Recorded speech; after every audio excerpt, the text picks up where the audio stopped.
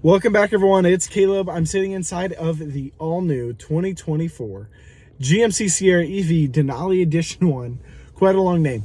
But in this video, I want to show you how to use your Google built-in. So let me go ahead and hop right into it. So first things first, always part of the infotainment screen, you want to say, okay, Google. Now, it will turn on, but you have a couple different options. There it is. Now, I'm going to hang her up just real quick. So, hang up on Google. You can press the button here on your steering wheel and talk to her, hang her up again, and then you even have it on your infotainment screen here as well.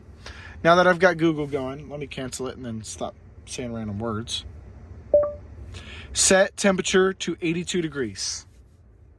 Got it. Changing the temperature to 82 degrees. Changed it. Okay, Google. Change heated seat to level 2. All right. Changing the seat heater for the driver to 2. Okay, Google. Turn off heated steering wheel. Sorry, I can't control that in this car. So that's one thing it can't do now because it's a physical button, it seems like. I'm testing its limitations as I'm going through this, going through all the cars, making sure you know how to use your Google built-in. So I have a ton of videos I'm making throughout. But now let's do this one. Okay, Google. Take me to the nearest Chick-fil-A. It's been telling people chicken salad chick. Chicken salad chick. Yeah. Let's go. Anyway, apparently I need to go to Chicken Salad Chick more than I need to go to Chick-fil-A since I was there this morning. Anyway, it'll take you directly there.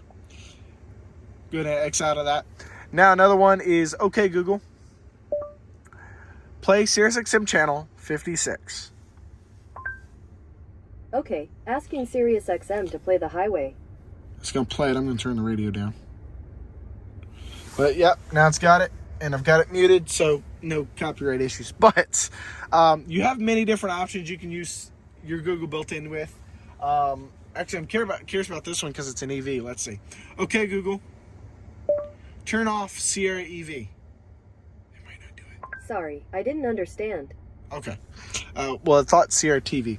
Anyway, so you have different limitations and things with it. It's pretty cool. I'm still getting used to it. I use Siri a lot more.